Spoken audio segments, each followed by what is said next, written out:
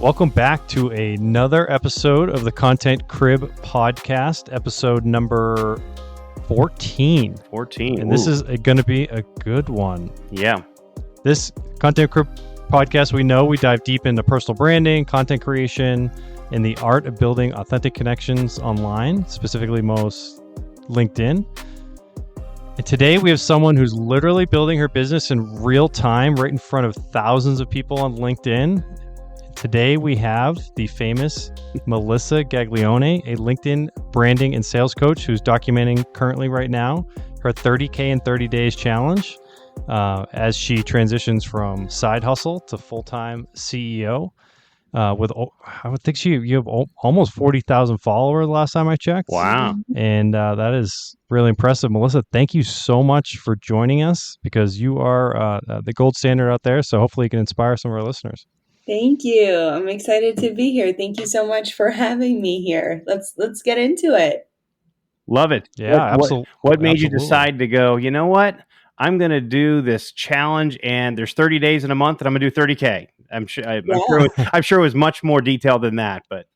Well, you know, what's funny is that it wasn't. I wish that I was like, wow, I sat down and I deeply thought about this and I was like, here's how much money I have and here's how much I know I can make and let me properly forecast this because I was a sales leader. No, I did not do any of that. Love it. What actually happened was, unfortunately, I was part of a mass layoff at my company. Congratulations. That's awesome. I always say that whenever people say that, I'm like, congratulations. It's the greatest thing ever. I know. Thank you. And right when I was, unfortunately part of that, within 24 hours, I decided that I was going to make $30,000 in 1 month. Again, no plan. Can't say that I had this fully baked out for how I was going to do it, but I knew that one, I needed to build myself up. I could sit here and focus on the really bad things, or I can look at this as, oh my gosh, for the first time, I have 30 days that I can dedicate to my business. Can I do the impossible? Something I never thought that I would be able to do. And I said, let me go for it.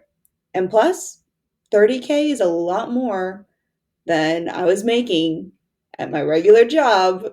So let's see if I can do that. Yeah, that's super inspiring. And I wanted to drop a tidbit in here too, because what makes you joining us today super special and synergistic is your strategic use of personalized video content and connecting with your ideal clients. As you know, we've also been using personalized video and teaching it for Eric. What is it, almost 5 years now? It's almost 5. Yeah. Wild. Yes, 5. Myself, I'm about 3, almost 4, because I actually was taught by Eric and Matthew. And yeah, Melissa was the director of sales for SenseSpark at one point, our now number one video tool that we promote to all of our students. Yes. Yeah, so that's pretty cool. And I imagine SenseSpark and using personalized video is still a huge part of what you're doing in your outreach. It is, a little bit of background is I've been in business to business sales for primarily,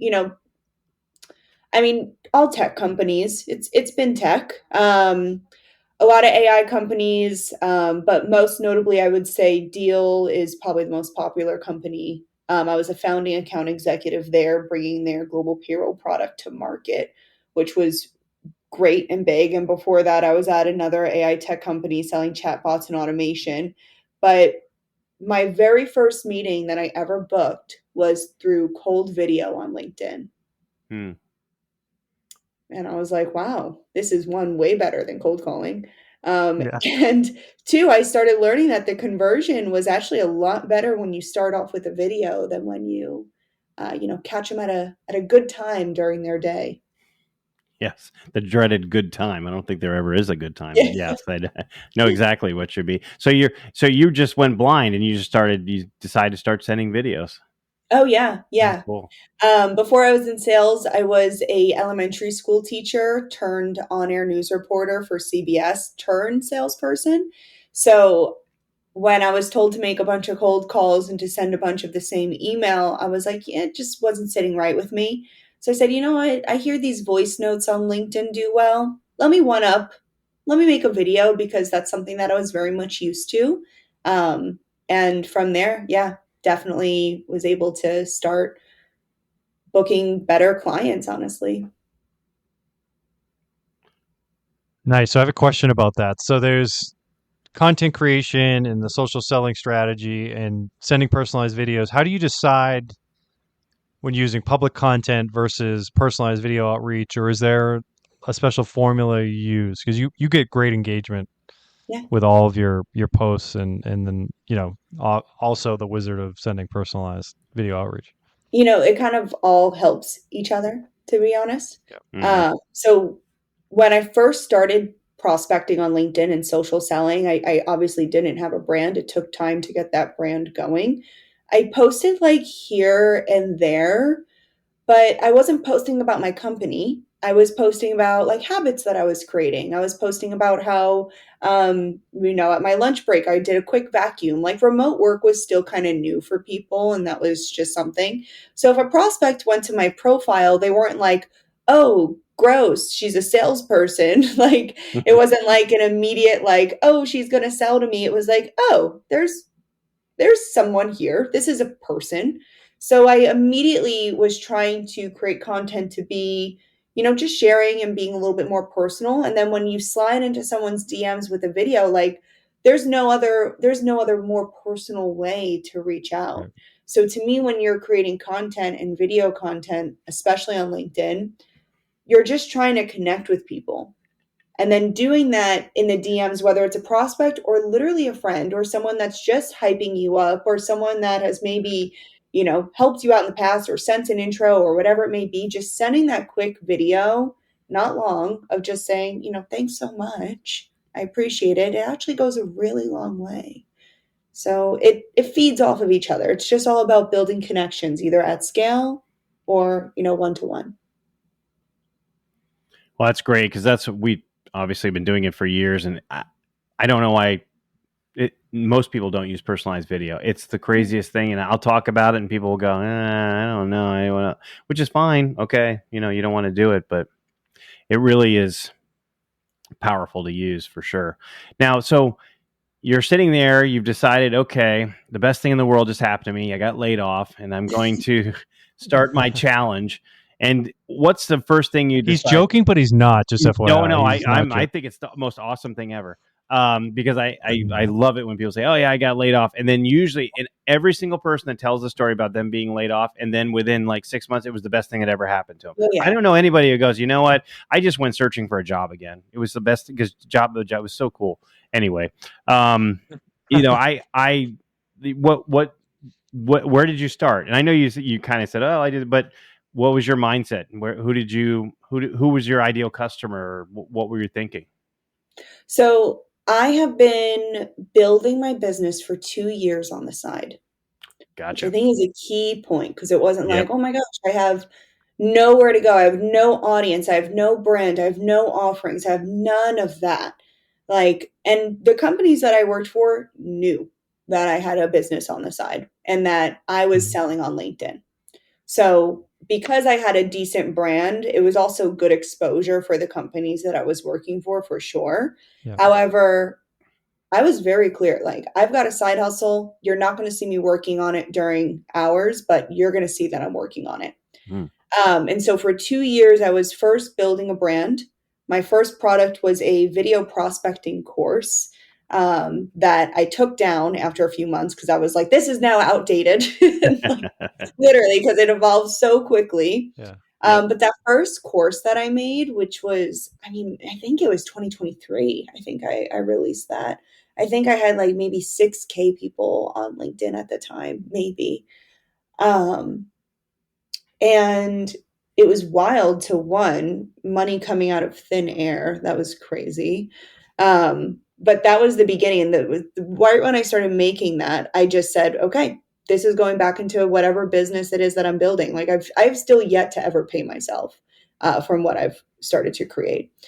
And So I had dabbled in things like that, from courses to random webinars to then hosting events. I've hosted B2B yacht networking events where I rented out big yachts and invited B2B sellers, marketers, revenue leaders to come on this yacht, gotten sponsors, been dabbling in brand partnerships, things like that over the years.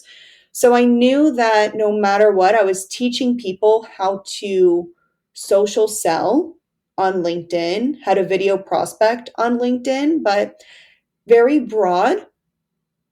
And so when this day happened, it was like, well, I had this plan to do a cohort in August. I have a course coming out in September, teaching people how to build a B2B brand on LinkedIn. And so I just knew that I just needed to run at that so much faster. Over the 30 days, a lot has changed, to be honest. I'm starting to adapt and, evolve my offerings a lot more. But I only know that because I'm throwing it out there so much, and I'm seeing some of the areas of improvement too. So step one was really just literally telling everybody everything that I had on my roadmap to see what people wanted and what they did not want. So I think that that's amazing. Thank you for sharing all that. There's something really important you said at the beginning of all this amazing story is, and when we talk to our content crib, so we have a twice a year in person, kind of like your yacht event, but it's we have it in Arkansas in beautiful fall weather, and then in Maine where we do, our tribe of content cribbers get together, generally in healthcare. We have a couple stragglers outside of healthcare that see the value of what we're doing. And some of them get started right away in building their voice and crafting their message and utilizing personalized video. And some of them take a little bit more time, and that's fine. But I think it's so important that you said, it's something you've been working on for years, and the consistency that is so required in building a brand and crafting your voice. And it also connects so well to what you said about now that you become more experienced while you're putting products out there, trying to like narrow down your ideal customer and the problems they have and solve it with the products that you want to offer. Talk to me a little bit more about that, when things started to click, maybe in the beginning when you first started the consistency thing, and then now trying to figure out, where the products are sticking and how that's going. Yeah. I mean, and to keep in mind, like the past 2 years, just to go back to that point, I mean, I've been working on my business at least an hour a day for 4 to 7 days a week. Like whether it is creating content or messaging people or trying out a website or meeting with people to ask them questions, like it has been quite a slow burn while climbing the corporate ladder from SDR to a head of sales in B2B tech. So it's been a grind. But because of that, I'm like, oh my gosh, now I can dedicate whole time to my business. Like I have so much that I need to do, and there is no shortage. Like I've been so many things. I know, we're so grateful that you're taking the time to do this with us. Oh no, these are the things that I've been wanting to do. Yeah, Love it. Being on more podcasts, talking to more people. There's nothing more important. Like this is it. Anyway, so then now going into like the offers and everything like that. In the ideal world, while this was my side hustle, I was supposed to slowly drop each one of these things. The cohort in August, the course in September. I did a merch drop like 2 months ago. I had the yacht in May. So very slowly dropping everything. I've also been working with companies at night when this was my side hustle, and coaching their teams on how to sell socially and doing all that. So it was supposed to be a slow burn, but instead I said it was like day one, I announced it. Day two, I said, okay, these are all 8 of my offerings. This is everything that I'm selling. Like, I don't know exactly where the 30K is going to come from, but here's 8 things. Let's see what sticks. And so it's interesting because a lot of people will say one offer, talk about one thing, but I didn't know yet. I didn't know what was going to work because I was doing this blend of, well, I'm a B2B seller. So it's really easy for me to prospect into a company and say, hey, I need X amount of money. That's easy to me.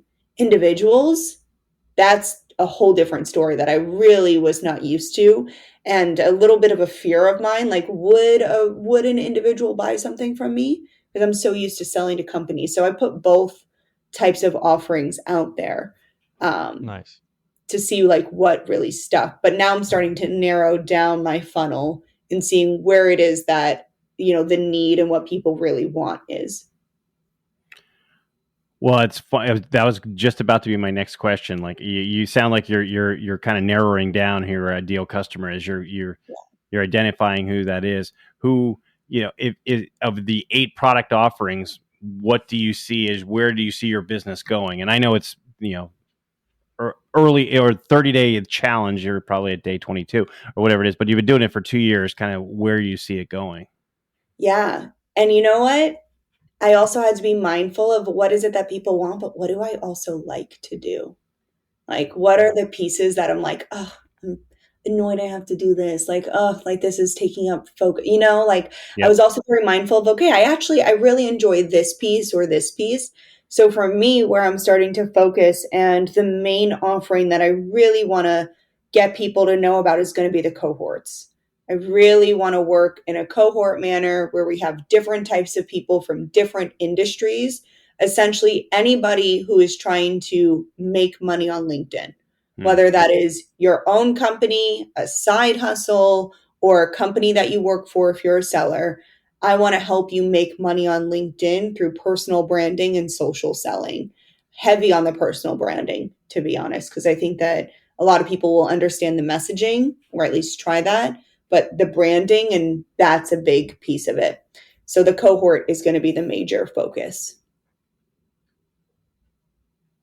Nice. And I want to pivot a little bit because you talked about the AI companies you worked for, and we're in the thick of it right now, trying to, our listeners and navigating the best techniques to use AI in their day to day. We talk about tools that we use from time to time and our kind of predictions and best practices at the moment. Mm-hmm. But coming from a professional that's actually worked in AI, what do you think are some of the best techniques for maybe beginner B2B users, or even maybe beginner to intermediates, some use cases that can help lighten the load for some people out there by I using mean, AI? I use AI for everything. I use AI all day long. Yep. I don't know why I wouldn't use it. It's funny, when I first started selling AI, it was still machine learning. So it was still like, hey, I'm going to sell you a chatbot, but you have to write out every single prompt. And then the bot is going to say, okay, this is the closest prompt to this.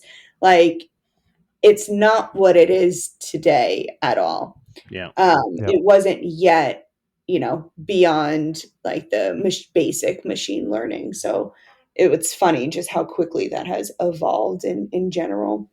Now it works as a brain. I mean, you guys Yep. know, like Yep. it's all these little, brain neurons just connecting to each other and talking to each other, and it's spitting. It's literally mimicking a human. Anyway, so a couple different things. I mean, depending on where you want to use AI or what it is, look at what is the most annoying part of your day. Like, what is frustrating you? Is it booking like calendars? Is it coordinating? Is it, tracking your CRM and putting stuff in? There's a tool for everything. There's literally a tool for everything. The money is not infinite, though.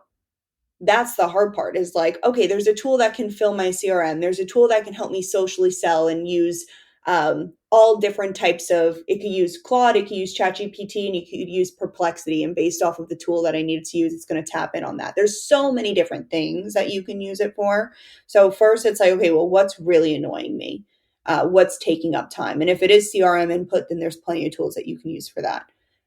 If you're seeing that your team is losing time because they're not researching accounts, or they're having difficulty researching accounts, then maybe looking for a tool that's going to be able to do that. I can name 100 tools.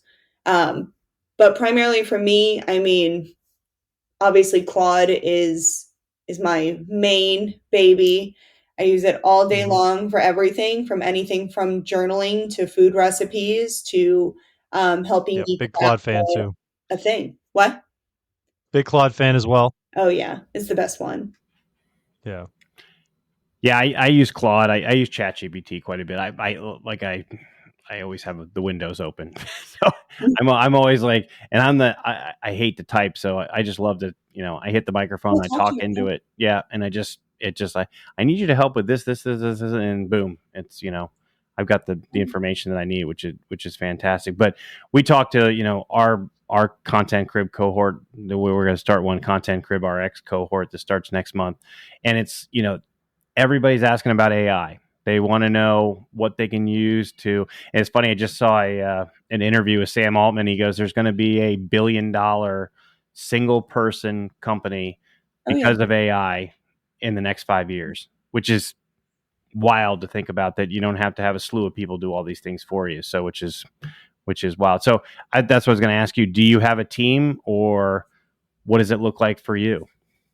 No, I think one day I do want to have a team just because I feel that it's my purpose to lead people in an environment where they're happy. I do feel that like a purpose of mine is to create opportunities for people, truthfully.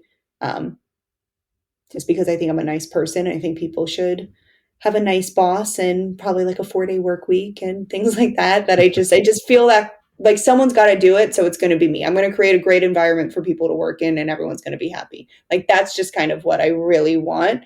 But for now, I mean, it's me, but I outsource a lot. I outsource so much stuff.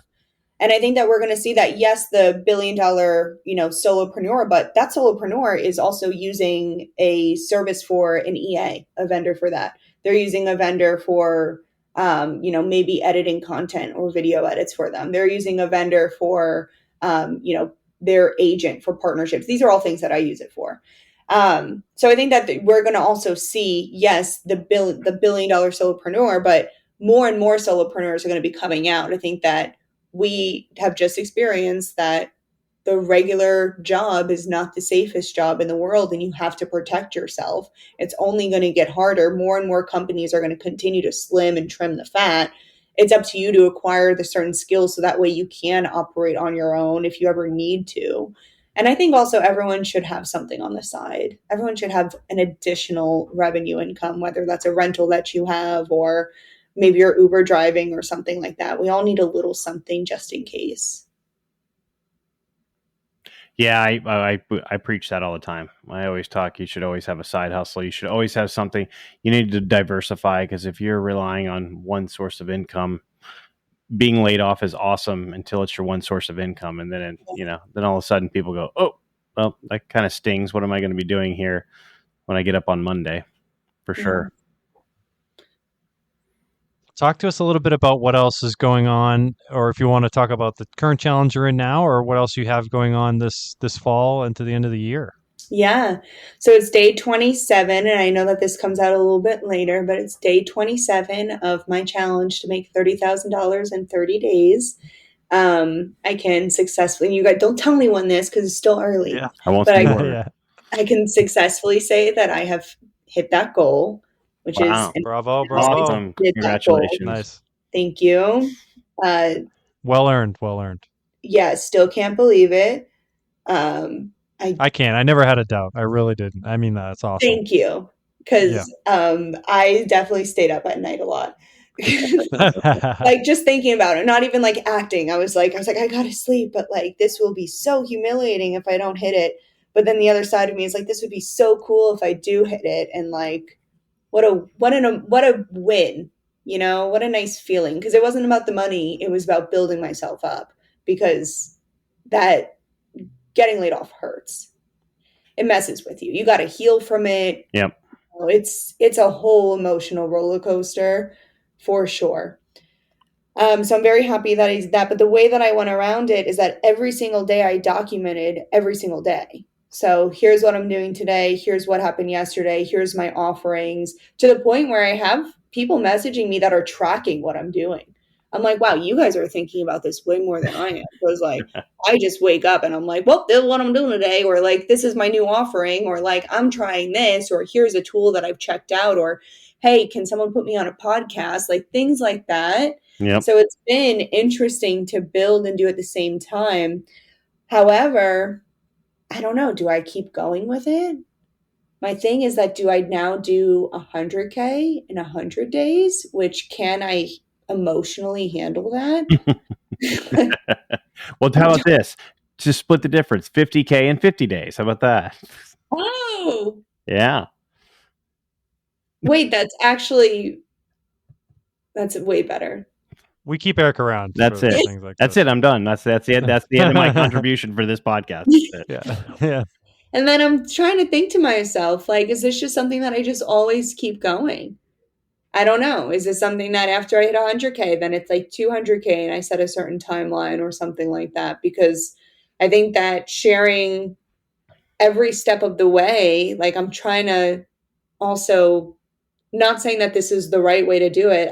I truly don't know what I'm doing, but at least it gives people exposure into like their possibilities and what they can do as well, and like maybe learn from it, because I don't know, everyone should be able to make their own money doing something. Oh, absolutely. Yeah. I mean, you've been extremely inspirational for a lot of people, which is because there's so many people that were in your situation and you've given them hope. And that's pretty cool. You know, a lot of people, that's probably why you have so many followers. They're like, I can totally see this happening to me, and Melissa's showing me the way.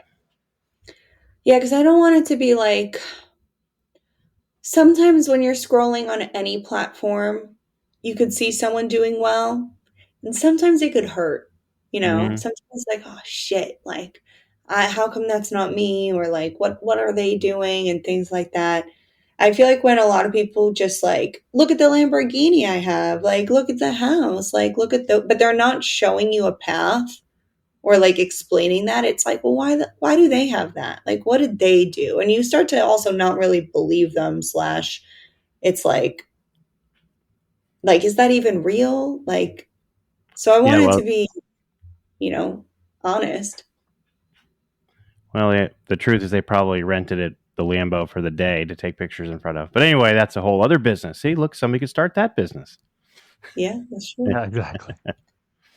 Well, this has been amazing, Melissa. Thank you for joining us. I've had a lot of fun on this one, and yeah, it's been incredible. Thank you. Well, good luck to you guys. Yeah, Keep thank you. So if people want to find out what you're doing and this will probably be your challenge. Well, I don't know. Maybe your challenge may be roaring by that point in time. It might be going on. Like Yeah. we might have just, continued on with it. Yeah, you were going to do 300K in 300 days or something. Where can they where can they find you? On LinkedIn. Yay. LinkedIn is my primary channel. I do TikToks, which weirdly, TikTok is so hard, so weird. In my opinion, LinkedIn is so straightforward and clear. But LinkedIn, Melissa Gaglione, TikTok, Melissa Gaglione, Instagram, Melissa Gaglione. So catch me there. Awesome. Right. We'll do that for sure. Well, thanks again, Melissa. We really appreciate it, and congratulations. Thank you. All right. Bye-bye.